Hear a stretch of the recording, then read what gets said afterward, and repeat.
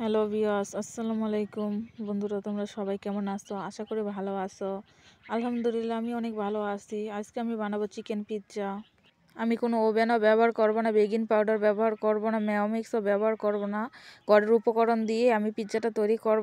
প্রথমে আমি পিৎজা ডোটা তৈরি করে নিয়ে নিব 1 বাটি ময়দা, দিয়ে দিবে 1 চামচ লবণ, খাবারের ছোটা, 1 বাটি দই দিয়ে দিব। তারপর 1 চামচ প্যাকেটের গুঁড়ো দুধ দিয়ে ভালো করে নেড়ে চেড়ে নিব। দইটা দিলে পিৎজাটা দারুণ হয়, খেতেও মজা হয় আর নরম তুলতুলা হয় আর স্বাদও দারুণ লাগে। সবাইও দিতে পারেন, নাও দিতে পারেন। আমার কাছে ভালো লাগে দইটা দিলে। দইটা পুরো অনেক স্বাদ আর টেস্টিও হয়। তাই নিয়ে নিব কুমকুম গরম করে 1 বাটি পানি পরিমাণ মতো দিয়ে দিব। দিয়ে ভালো করে নেড়ে চেড়ে নিব, যেন ডোটা নরম না হয়, মিডিয়াম মতন শক্ত হালকা হয়।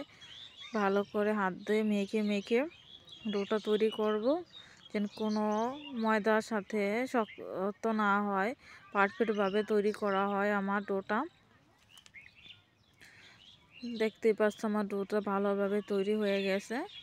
এখন আমি 2 থেকে 3 মিনিট ভালো করে ময়দাটা ভালো করে মেখে নিব, যেন ডোটা ভালো হয়, পিৎজাটা বানাতে যেন সুন্দর হয়। তো আমার পুরো মাখানো হয়ে গেলে দিয়ে দিব 1 চামচের মতন সয়াবিন তেল।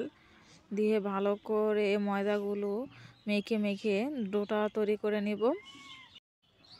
5 থেকে 6 মিনিট আমি ময়দাটা ভালো করে মেখে নিব, যে পিৎজার ডোটা ভালো হয়, পারফেক্টভাবে যেন ময়দাটা মাখানো হয়। তাই আমি ভালো করে ময়দাটা মেখে নিলাম। নিয়ে একটি ঢাকনা দিয়ে 2 ঘন্টার মতন রেখে দিব। নিয়েছি ছোট ছোট টুকরো করে চিকেন কুচি, দিয়ে দিব আধা চামচ ধনিয়া গুঁড়ো, আধা চামচ জিরা, আধা চামচ আদা রসুন বাটা, 1 চামচ সয়া সস দিয়ে ভালো করে 1 মিনিট মেখে নিব। চুলাতে একটি কড়াই বসিয়ে দিয়ে দিব তেল দিয়ে মাংস কুচিগুলো দিয়ে দিব সামান্য পরিমাণ পেঁয়াজ কুচি, ক্যাপসিকাম কুচি, টমেটো কুচি দিয়ে ভালো করে নেড়ে চেড়ে 2-3 মিনিটের মতো আমি মাংসগুলো ভাজা করে নিব, যে চিকেনের গন্ধ না হয়। এখন আমি পিৎজা ডোটা তৈরি করে নিব। একটি প্লেটে ময়দা মাখাটা নিয়েছি। এখনও সামান্য পরিমাণ পানি দিয়ে আস্তে আস্তে করে হাতের সাহায্যে পুরা পিৎজাটা আমি তৈরি করে নিব। আস্তে আস্তে করে রুটিটাকে বড় করে বানিয়ে নিলাম।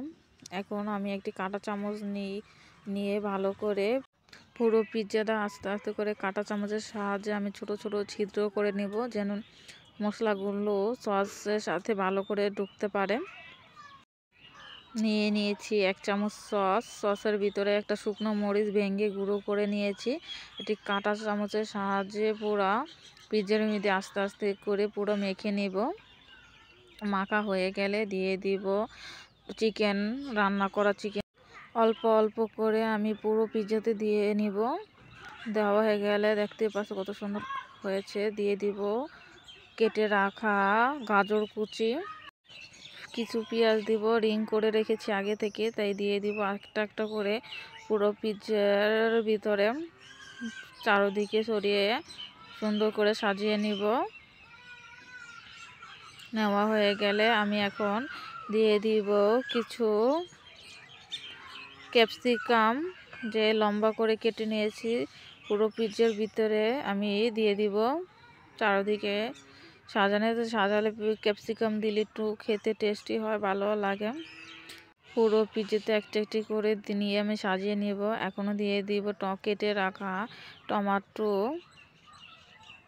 চারদিকে পিৎজার সুন্দর করে সাজিয়ে নিব টমেটো কুচি দিয়ে। দেখতে পাচ্ছ কত সুন্দর একটা সাজানো হয়েছে। এখন পুরো পিৎজাতে দিয়ে দিব চিজটা।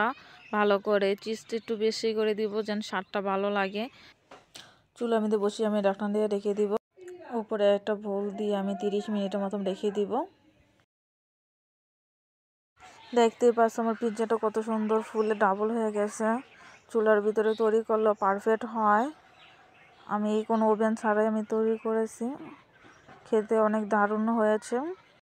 এইভাবে পিৎজা তৈরি করলে পিৎজা স্বাদও ভালো হয়, খেতেও দারুণ হয়। আর আমার অনেক ভিডিওতে ভুল হয়, তার জন্য আমি দুঃখিত। আর আমার ভিডিওটি ভালো লাগলে সবাই সাবস্ক্রাইব করে আমার পাশে থেকো। সবাইকে আসসালামু আলাইকুম।